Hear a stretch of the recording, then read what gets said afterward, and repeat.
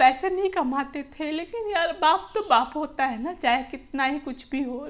जैसे भी माथा उठाए ना, यहाँ पे मेरे कुमकुम लगा हुआ था। मैं बोली देखो पापा जाते जाते भी आशीर्वाद देखे। मैं 11 साल की उम्र में मैं पूरा घर चलाती थी। मुझे ये टेंशन रहता था कि हम रात को क्या खाएंगे, और रात को ये टेंशन रहता था कि सुबह क्या खाएंगे। 11 साल का बच्चा, जितना गंदा बचपन जिया है ना, ऐसा बचपन ना भगवान मेरे दुश्मन को भी ना दे यार, किसी को ना दे। मैंने बहुत, आपको कहूँ ना, मेरा बचपन ऐसा था ना कि मैंने कभी गुड़ियों से नहीं खेला, मुझे कभी गुड़िया नहीं मिली, नहीं मुझे वो घर घर खेलने वाला किचन का सामान मिला। हम खाना मांगते थे तो मम्मी हमको मारती थी। गुड मॉर्निंग एवरीवन, हर हर महादेव। मैं जेसिका गुप्ता आपका तहे दिल से स्वागत करती हूँ मेरे इस नए व्लॉग में। तो काफ़ी दिनों से व्लॉगिंग चल रहा है मेरा, अभी लगभग 2.5 महीने हो गए कि मैं डेली एक व्लॉग लेकर आती ही हूँ आप सबके लिए। कल मेरा व्लॉग नहीं आया था क्योंकि कल मेरी तबीयत थोड़ी सी सही नहीं थी। आप लोगों ने मुझे याद किया, मुझे डीएम किए इंस्टाग्राम आईडी पर, इसके लिए बहुत बहुत धन्यवाद। सो आज के व्लॉग में आगे बढ़ते हैं।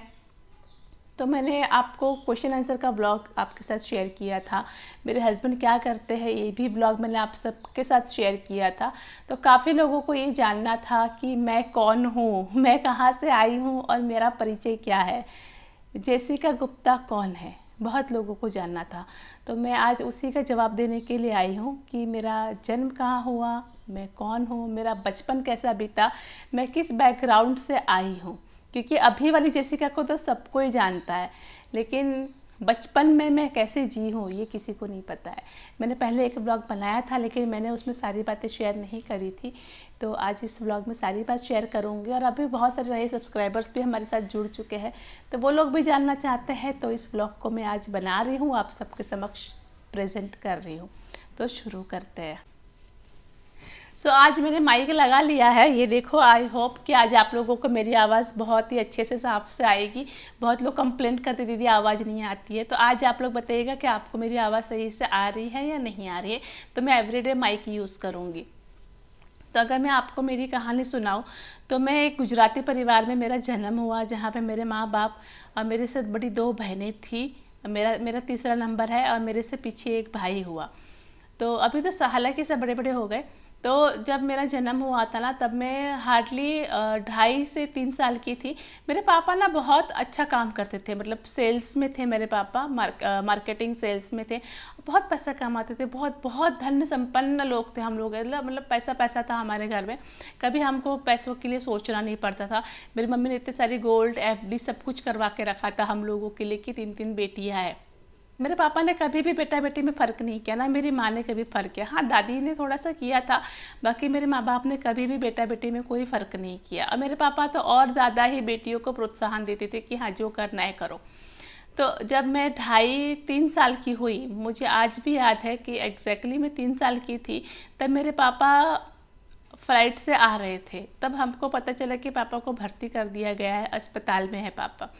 तो उतना मुझे समझ नहीं था, लेकिन फिर बाद में मम्मी से कहानियाँ पता चलते चलते मुझे भी सारी कहानी पता चली कि पापा गिर गए थे फ्लाइट में और पापा को भर्ती करवाया गया अस्पताल में।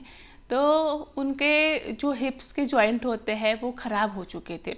मतलब ऐसा नहीं कि सडनली गिरने से ही ख़राब हुए, वो शायद बहुत पहले से ख़राब हो रखे थे, क्योंकि वो ऐसी चीज़ नहीं कि रातों रात ख़राब हो जाए, उस चीज़ को ख़राब होने के लिए समय लगता है। पर शायद हमें या मेरे पापा को नहीं पता चला कि वो ख़राब हो रहा है। हाँ, उनको पेन रहता था, लेकिन वो नहीं क्या जैसे आदमी लोग इग्नोर करते कि नहीं काम पे तो जाना है, पेन है तो है, उसी तरह से मेरे पापा भी थे।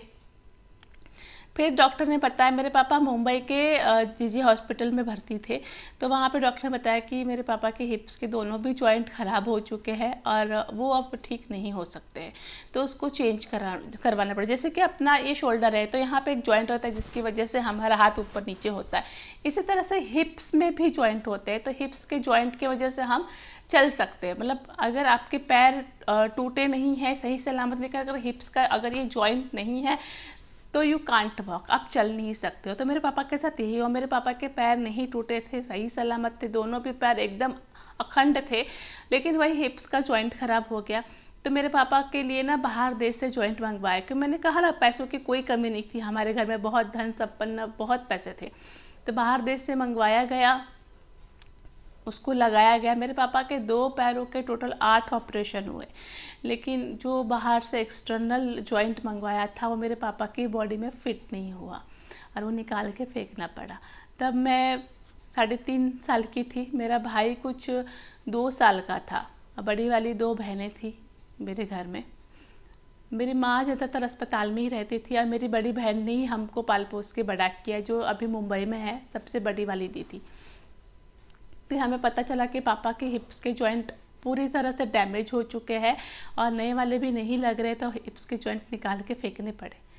जितना भी पैसा पापा ने कमाया था, मम्मी ने एफडी, गोल्ड जो जो करके रखा था, सब कुछ पापा के ऑपरेशन में चला गया। हमारे पास कुछ भी नहीं बचा। मतलब ऐसा था कि हमको घर भी बेचना पड़ा, तो सब कुछ ख़त्म हो गया। पापा अपाहिज हो गए थे मेरे, पूरी तरह से मतलब बॉडी उनका सही था, ऐसा देख के लगेगा नहीं कि आदमी अपाहिज है, बट ही कांट वॉक, वो चल नहीं सकते थे क्योंकि उनके पास हिप्स के जॉइंट ही नहीं थे, तो कैसे चलेंगे।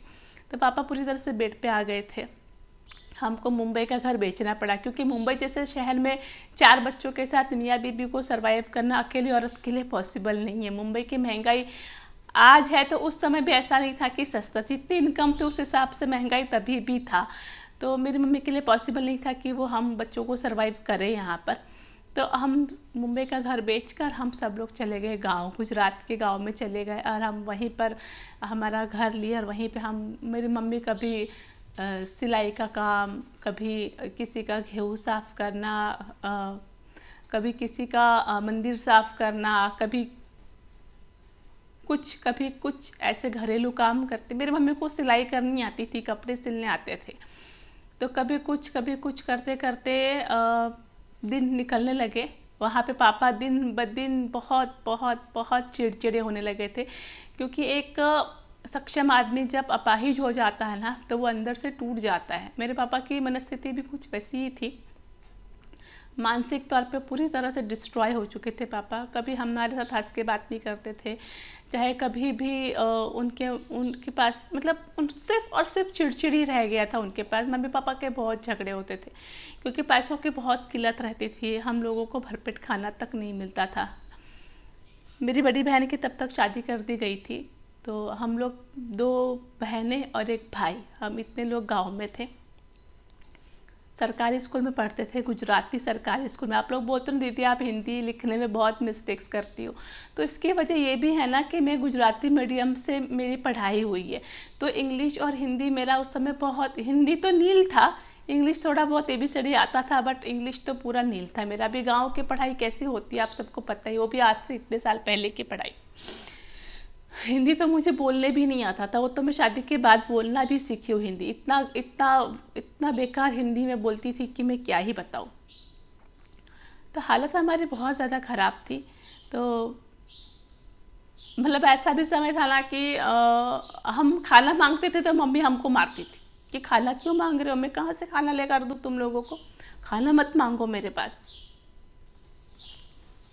दिन गुजरने लगे, फिर हम लोग वापस मुंबई आ गए। किसी ने कहा कि चलो मुंबई, वहीं पे तुम सरवाइव कर सकते हो, क्योंकि गांव में हमारी हालत बहुत बहुत बहुत ज़्यादा ख़राब थी। मम्मी पापा के बहुत झगड़े होते थे, मारपीट तक बात चली जाती थी। हमने तो अपनी आंखों से देखा, इतने ज़्यादा झगड़े कलेश होता रहता था। तो फिर हम लोग वापस मुंबई आ गए और मुंबई आके डोंबिवली में हमने घर लिया। उस समय ना जब हम डोंबिवली में आए, कब आए थे, 1992 में आए थे, तब पागड़ी के घर मिलते थे, तो मेरे पापा ने पागड़ी का ही घर लिया। तब मैं कुछ ज़्यादा बड़ी नहीं थी, छोटी ही थी मैं।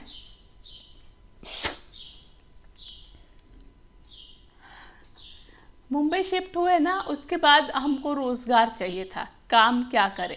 यहाँ पर भी मुंबई में भी मुझे सरकारी स्कूल में दाखिला मिल गया था, मुझे मेरे भाई को, जहाँ पे हमको फ़ीस ना भरनी पड़े, और जो किताबें, कॉपी, नोट, पेन, इसके लिए भी पैसे तो रहते नहीं थे।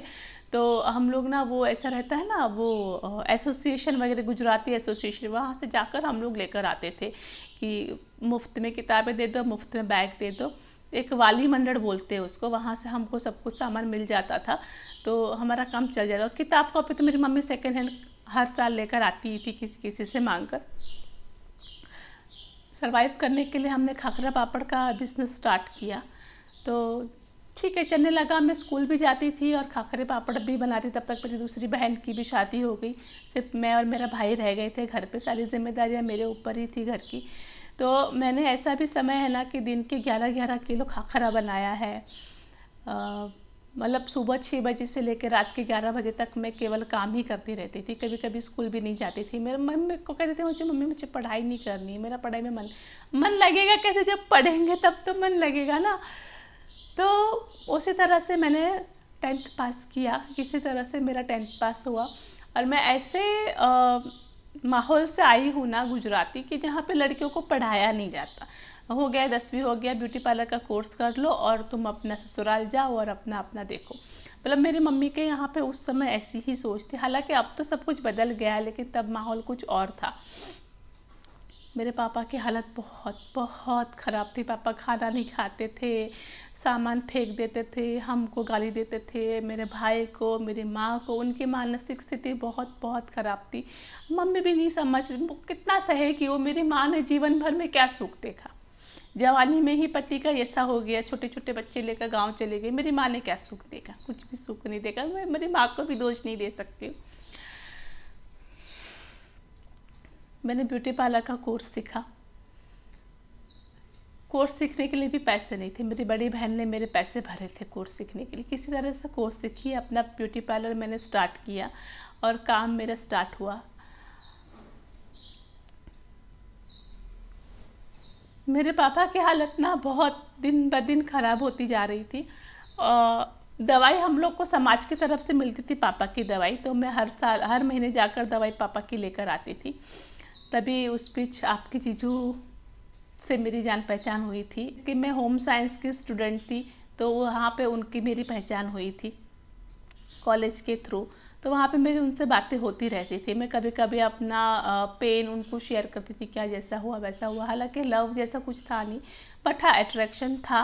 लेकिन मेरे घर में किसी को पता नहीं था कि ये सब भी हो रहा है मेरे साथ। तो अभी देखो बातें तो कितना दिन छुपेंगी, एक ना एक दिन तो पता चलनी ही है। तो मेरे भाई को पता चल गया कि पिंकी का कुछ चल रहा है और उसने मेरे घर में सबको बता दिया। मेरी माँ ने मुझे बहुत मारा, बहुत बहुत मारा कि तू यही सब काम करती है, तेरा बाप यहाँ पे पलंग पे पड़ा है और तू ये सब धंधे करती है बाहर जाकर। उस समय एकमात्र मेरे पापा थे जिन्होंने मुझे सपोर्ट किया, जिन्होंने मुझे सहारा दिया, जिन्होंने मुझे समझा कि लड़कियों को एक बार बुलाओ और मैं उससे मिलना चाहता हूँ। और पापा की मंजूरी से हमारा सब फाइनल हुआ और आपके जीजू को मेरे पापा ने मंजूरी दी। और सिर्फ मेरे पापा की मंजूरी की वजह से मेरी आज शादी हुई है। मेरी माँ की तो कभी हाँ नहीं थी। एक समय ऐसा हुआ ना कि पापा बहुत बीमार हो गए। मतलब मैं अगर आपको कहूँ ना, मेरा बचपन ऐसा था ना कि मैंने कभी गुड़ियों से नहीं खेला, मुझे कभी गुड़िया नहीं मिली, ना ही मुझे वो घर घर खेलने वाला किचन का सामान मिला, ना ही मैं बाहर बच्चों के साथ जाके कभी पकड़ा पकड़ी खेली, ना ही मैं लप्पन छुपाई खेली हूँ। मैंने क्या होता है खेलकूद, क्या होता है मुझे पता ही नहीं। मेरे हाथ आप देखो, ये हाथ ऐसे ही ऐसे नहीं हुए, ये देखो ये हाथ आप देख रहे हो, ये मेरे हाथ बहुत काम किया है, बहुत काम किया है मेरे हाथों ने। ये जो बिंदी होती है ना, ये ऐसे बिंदी, इसमें ना मोती लगाने का काम मिलता है, वो काम करने जाती थी। कभी लहसुन छिलने जाती थी मैं, हाँ मैं जाती थी लोगों के घरों में काम करने जाती थी मैं। लोगों से जाके कपड़े मांगती थी कि दीदी एक ड्रेस होगा तो दे दो ना, मेरे पास दिवाली में पहनने के लिए कपड़े नहीं है। दीदी आपका वो वाला ड्रेस है ना, वो दे, अच्छा वो फट गया है क्या, कोई बात नहीं दीदी मैं सिलाई करके पहन लूँगी, दे दो ना दीदी, दिवाली में मैं क्या पहनूंगी, नया साल आ रहा है मैं क्या पहनूंगी। ऐसे भी दिन देखे मैंने, ऐसे भी दिन देखे। खाना मांगते थे ना तो मेरी मम्मी ना मारती थी हमको, बहुत मारती थी। फिर हम लोग क्या करते थे, दुपट्टा लेते थे और पेट पे कस के बांध के और सो जाते थे कि खाना ना मांगना, खाना मम्मी से मांगेंगे तो मम्मी मारेगी। चाय पीने का टाइम, मुझे चाय पीने की आदत है ना, आप सब लोग तो जानती हो मुझे चाय पीने की कितने, आज आप लोग बोलते हो दीदी कितना बार चाय पीती हो। बचपन में जब चाय पीने का टाइम होता था ना शाम को 5 बजे, तो हम लोग ना लोगों के घरों में जाके बैठते थे जानबूझकर, ऐसे ही कि यार चाय का समय, कोई तो थोड़ा सा चाय दे देगा। कि हमारे घर में तो होता ही नहीं था कि हम दूध लाए चाय बनाए।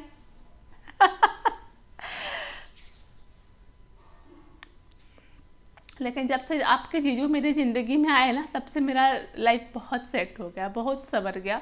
मैंने जितना गंदा बचपन जिया है ना, ऐसा बचपन ना भगवान मेरे दुश्मन को भी ना दे यार, किसी को ना दे। मैंने बहुत बहुत कुछ देखा है इतनी छोटी उम्र में ना। मैंने बहुत, मतलब 11 साल की उम्र में, 11 साल की उम्र में मैं पूरा घर चलाती थी।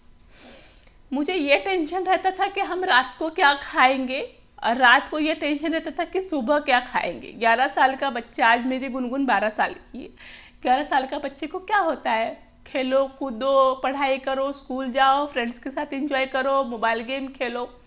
मैं ऐसी लड़की, ऐसा मेरा था कि मैं दिन रात सोचती थी कि यार अभी क्या खाना बनेगा, रात को क्या बनेगा, वो पैसा कहाँ आएगा, भाड़े का पैसा कब भरना है, लाइट बिल के लिए पैसा किधर से आएगा, किराने वाले को पैसा देना है।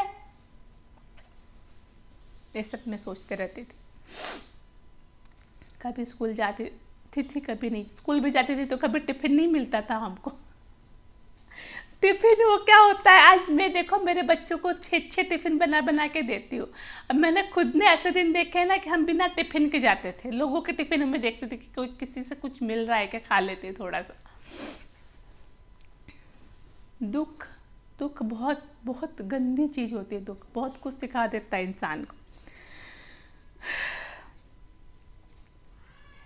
जब मेरे एक समय ऐसा आया ना कि मेरे पापा बहुत बीमार थे, बहुत ज़्यादा बीमार हो गए थे। अस्पताल में भर्ती करना पड़ा उनको। तो डॉक्टर ने कहा उनके देह में जान ही नहीं था, कितना साल इंसान जिएगा, पूरा ज़िंदगी उन्होंने ऐसे ही निकाला, पलंग पे पड़े पड़े। तो अस्पताल में भर्ती किया। शाम का समय था, कुछ नहीं, दोपहर का समय था, 1-2 बज रहे थे। मैंने कहा पापा दवाई खा लो। तो होश में नहीं थे पापा, ऐसे बेहोश टाइप थे। मैंने ऐसा मुंह खोला उनका, ऐसा यहाँ पे दवाई रखा और पानी पिलाया तो दवाई अंदर चला गया। मुझे लगा कि ठीक है, नींद में है, दवाई खा ली और सो गए। सो नहीं गए, लेट गए। वो कुछ नहीं बोल रहे थे। तो 4 बजे मतलब पापा उठो, पापा उठो। उठे, चाय बनाई थी मैंने, चाय पिए और बोले कि बेबी की, मेरी बड़ी बहन का नाम बेबी है, बोले बेबी की माँ इधर आ। मतलब मेरी मम्मी को उन्होंने बुलाया, मेरी मम्मी को बुलाया और बोले कि मैंने तुझे पूरा ज़िंदगी बहुत दुख दिया है, बहुत दुख दिया है मैंने तुझे पूरा ज़िंदगी। मैं तेरे लिए कुछ नहीं कर सका, मैं तेरे बच्चों के लिए कुछ नहीं कर सका ना, मैंने अपने बच्चों को अच्छा भविष्य दिया, मुझे माफ़ कर देना। ऐसा कहा उन्होंने, मेरे पापा ने मेरी माँ को। मेरी माँ बहुत रोई मेरी माँ। क्योंकि देखो प्रेम तो होता है, लेकिन सिचुएशन ऐसी होती है कि इंसान चिड़चिड़ा हो जाता है। प्रेम तो बहुत था, मेरी माँ बहुत रोई। तब तक मेरी मौसा लोग भी आ गए थे और हम लोग को ऐसा अंदेशा हो गया था कि कुछ हो रहा है। तभी हम लोग तुरंत पापा को ऑटो में बैठाए और लेकर गए अस्पताल में भर्ती करवाए। तो वो वेंटिलेटर पे थे मेरे पापा, पूरा रात निकल गया, रात भर ठीक थे वो, मतलब जिंदा थे मेरे पापा। मैंने इनको कॉल किया कि पापा एडमिट है और वो आ गए। वहाँ वो पुणे रहते थे, पुणे से मुंबई आ गए। सुबह आए वो, मैंने रात को उनको बता दिया था, बोले मैं सुबह आता हूँ। वो सुबह आए और रात भर निकला। सुबह मैं चाय लेकर गई अस्पताल, तब तक ये आ गए थे वहाँ पर अस्पताल में। और पापा की जो सांसें है ना, जैसे वो ऐसा मशीन रहता ना, उसमें दिखता है 130, 120 ऐसे सांसें ना ऐसे काउंट होती है, उसमें दिखता है। क्या बोलते हैं मशीन को मुझे पता नहीं है। तो उसमें मैंने देखा 160 था पापा का धड़कन। तो मैं सोची यार ये तो बहुत ज़्यादा है, ठीक हो जाता। फिर 160 से 150, 140, 130, 120। मैं सोची यार अब तो नीचे आ रहा है, लगता है अब। ऐसा डॉक्टर बोला था कि 90 धड़कन सही रहती, 90 या 72 कुछ बोला था उन्होंने कि उतना सही रहता है। तो मैं सोची यार कि अब तो नीचे आ रहा है, अब तो पापा ठीक हो जाएंगे। अब लगता है कि सही हो रहे पापा। 120, 110, 100, 90, 70, 60, 50। तो मैं बोली यार ये नीचे क्यों जा रहा है, 70 पर तो रुक जाना चाहिए ना, 70 या 90।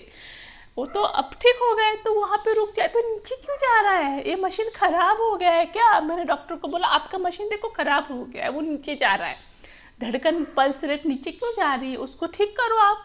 तो कुछ नहीं बोला डॉक्टर, बोला आप बाहर जाओ। मैं बाहर से खड़ी होकर मैं देख रही थी, तो वो जो धड़कन था ना वो 30-20 ऐसे आ रहा था। फिर मुझे पूरा बाहर निकाल दिया और हम लोग पूरा तब तक ये भी आ गए मेरे पति, पूरा का पूरा हमको बाहर निकाल दिया सब लोगों को। और सब चिल्लाने लगे कि व्यास पेशेंट नहीं रहा करके। और हमें पता था कि पापा का तकलीफ है, पापा ऐसे है, लेकिन उस समय बहुत धक्का लगा सुन के। भाई इतना रोई यार, जैसे भी थे पापा तो थे ना यार, अपाहिज थे, भले पैसे नहीं कमाते थे, लेकिन यार बाप तो बाप होता है ना, चाहे कितना ही कुछ भी हो, बाप तो बाप होता है, बाप की कमी कोई पूरी नहीं कर सकता। आपके सर पे अगर बाप का हाथ है ना, तो किसी की हिम्मत नहीं कि आपको कुछ एक शब्द भी बोल सके, भले वो कुछ ना कर सकता हो, लेकिन फिर भी डर रहता है, समाज की नज़रों में डर रहता है। बहुत रोए हम लोग, पापा को घर लेकर आए, तैयार किया, सब वो अंतिम रहता है ना, वो सब कार्यक्रम के लिए रेडी किया और सुलाया था। तो सब लोग बोले ना कि प्रणाम कर लो पापा को, तो पहले इन्होंने किया, इन्होंने ऐसे एक प्रदक्षिणा लगाई और ऐसे माथा टेक के और बाहर निकले। उनके पीछे पीछे मैं, मेरे पति के पीछे पीछे मैं गई। मैंने पापा को प्रदक्षिणा किया, पापा के पैरों पे मैंने अपना माथा लगाया ऐसे। जैसे मैं माथा उठाई ना, यहाँ पे मेरे कुमकुम लगा हुआ था। मैं बोली देखो पापा जाते जाते भी आशीर्वाद देके गए कि बेटा तू सुखी रहना।